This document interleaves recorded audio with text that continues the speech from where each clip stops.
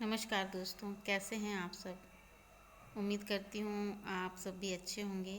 मैं दीपा आप एक बार फिर से अपने चैनल में आप सबका स्वागत करती हूँ। दोस्तों, मैंने जैसे कि अपनी पिछली वीडियो में आप सबको आयुर्वेद के वरदान पंचकर्म के बारे में आप सबको बताया था।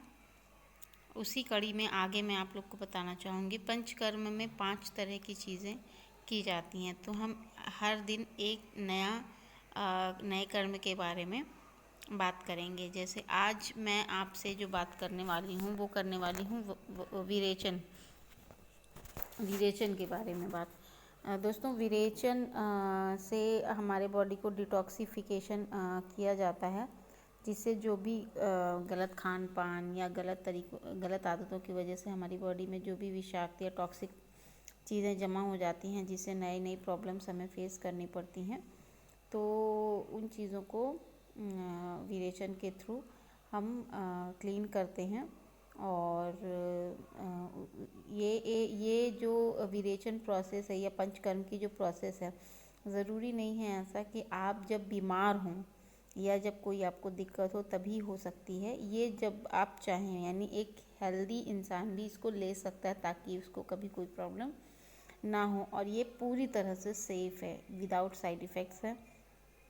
और ये कह सकते हैं आप कि एक तरह से आपकी बॉडी, जैसे हम घर की साफ़ सफाई करते हैं, कितना भी हम डेली झाड़ू लगाते हैं, पोछा कर लें, कितना भी कर लें, लेकिन एक साल भर में 2 से 4 बार हम त्योहारों के उसमें या किसी भी कारण से घर की पूरी साफ़ सफाई करते हैं, पुताई करते हैं, झड़ाई करते हैं, पूरा क्लीन करते हैं। ठीक उसी तरह से डेली तो हम अपने बॉडी को क्लीन करते हैं। देखा जाए बेसिकली तो हम आउटर फॉर्म में क्लीन करते हैं, यानी ब्रश करते हैं, वॉशरूम जाते हैं, है ना, और मुंह धुलते हैं, सारा नहाते हैं, सब कुछ करते हैं। पर ये आउटर फॉर्म में हम अपनी बॉडी को क्लीन करते हैं। इनर वे में जाकर हमको अपनी अगर बॉडी क्लीन करनी है तो उसके लिए पंचकर्म या षटकर्म जो होता है, ये सबसे बेस्ट तरीका होता है और ये विदाउट साइड इफ़ेक्ट रहता है। तो बात कर रहे थे हम विरेचन की। तो विरेचन में दोस्तों क्या होता है कि जब भी अगर आपको कोई प्रॉब्लम है ऐसी या नहीं है, हेल्दी भी हैं आप, तो भी अगर आप विरेचन की सिटिंग्स लेते हैं, तो अगर आप एक हेल्दी हैं तो 6 मंथ में एक बार, यानी एक साल में 2 बार सफिशिएंट है। या अगर आपको आर्थराइटिस की या सर्दी ज़ुकाम से रिलेटेड या कोई भी ऐसी प्रॉब्लम है, तो आप कम से कम 3 से 4 सिटिंग लेने की कोशिश करें, हर चौथे महीने या हर तीसरे महीने में। राइट। अब विरेचन में होता क्या है या करते क्या है। विरेचन में पहले जब आप डॉक्टर से कंसल्ट करेंगे, आयुर्वेद के जो डॉक्टर होते हैं आयुर्वेद के जो डॉक्टर होते हैं उनसे जब आप मिलेंगे तो पहले तो वो आपका टेस्ट करवाएंगे। सारी चीज़ें ठीक होने पर या जो भी प्रॉब्लम होगी उसको देखते हुए वो विरेचन की प्रोसेस स्टार्ट करेंगे। और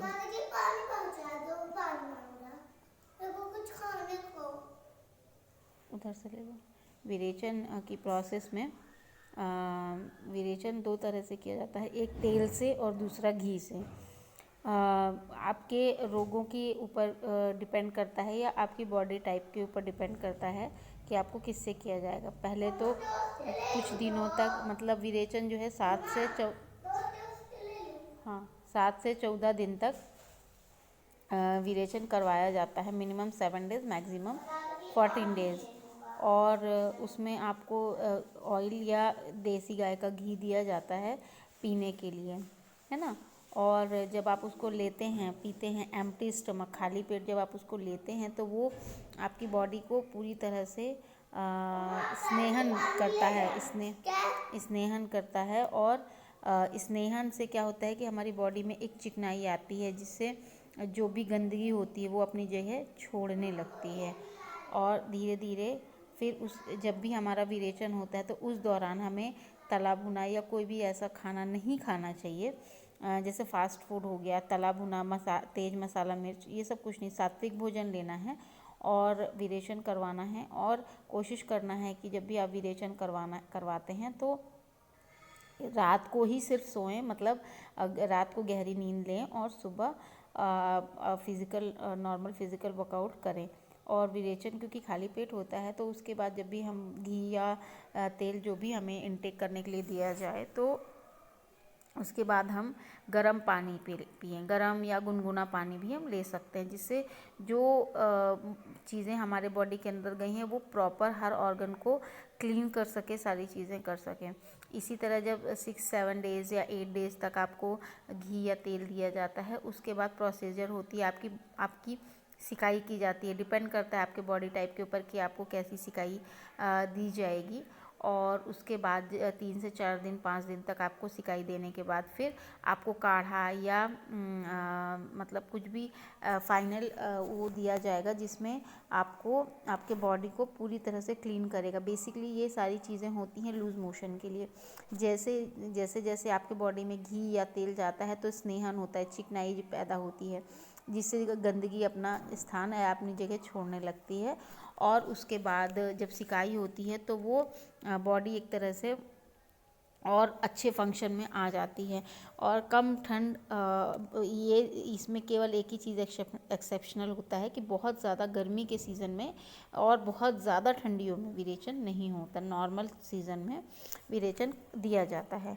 और इसके बाद फिर जिस लास्ट डे हमें काढ़ा दिया जाता है या दूसरे और तरीक़ों से हमें ऐसा द्रव्य दिया जाता है जो पूरी बॉडी को अच्छे तरीके से डीप क्लीन करती है। और डीप क्लीन करने के बाद हमें दिन भर में 4 से पूरा दिन हमें फास्ट करना पड़ता है। केवल गुनगुना पानी लेना चाहिए और गुनगुना पानी लें और उसके बाद मूवमेंट्स करते रहें। फिज़िकल कुछ भी जितना भी अपन कर सकें उसको करते रहें। इससे क्या होगा कि बॉडी वर्किंग रहेगी तो ऑर्गन्स भी वर्किंग रहेंगे। और उसके बाद दिन भर में जितने बार भी 4 बार 5 बार 6 बार लूज़ मोशन आएंगे तो इससे बॉडी डिटॉक्स होगी। अगले दिन आप पाएंगे, मतलब जैसे ही 12 से 14 घंटे का वक्त बीतेगा तो वैसे तो भूख फील नहीं होती है ज़्यादा, पर अगर फील होती है भूख तो एकदम लाइट खाना खाना। लाइट खाना में मतलब दलिया का पानी हो गया, मूंग की दाल का पानी, चावल का माड़, ये सब आप ले सकते हैं, जिससे आपकी ऑर्गन, क्योंकि अभी बहुत ज़्यादा सुबह से काम कर चुके हैं तो अभी खाना जो आपने पेट में दिया है उसको पचाने के लिए उनको कम से कम मेहनत करनी पड़े। और जो भी चीज़ें बाहर गंदगी के उसमें निकली हैं तो उसके बाद कुछ और प्रॉब्लम्स ना आए। ध्यान रखना है दोस्तों कि तला भुना तेज मिर्च मसाला बिल्कुल भी नहीं लेना है विरेचन होने के 4 से 5 दिन तक। और आप देखेंगे जैसे ही विरेचन आप करवा लेंगे उसके 2 से 3 दिन बाद आप खुद फील करेंगे कि आप कितना लाइट फील कर रहे हैं, कितना एनर्जेटिक फील कर रहे हैं। और यकीन मानिए ये मेरे लिए रामबाण रहा और मुझे इतना ज़्यादा रिलीफ मिला है, इतना ज़्यादा रिलीफ मिला है कि सोचिए 2 से 2.5 महीनों के बाद मेरी दवाइयाँ कम होना शुरू हो गई और 1 साल के अंदर पूरी तरह से मेरी मेडिसिन बंद हो गई। और आज भी 4 सालों के बाद भी मैं काफ़ी हद तक इन सिटिंग्स को लेकर के बहुत ज़्यादा सेटिस्फाइड हूँ। आप ये मानिए कि अगर आपको आज की डेट में कोई भी बीमारी छोटी से लेवल से अगर शुरू होती तो आप तुरंत अलर्ट होइए और सबसे पहले उसका समाधान आयुर्वेद में देखिए। तो दोस्तों उम्मीद करती हूँ ये वीडियो आपको मदद करेगी और आपको आयुर्वेद और इससे जुड़े हुए जो भी फ़ायदे हैं ये आपको मतलब समझ आएंगे। और कभी भी कोई भी प्रॉब्लम होगी तो आप सबसे पहले आयुर्वेद में मदद के लिए आगे जाएंगे। और मेरे चैनल को लाइक करना, सब्सक्राइब करना, शेयर करना ना भूलें।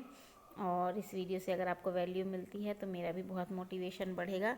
सो कीप सब्सक्राइबिंग मी और इसी तरह से आप मुझे अपना सपोर्ट शो करते रहिए। Thank you so much.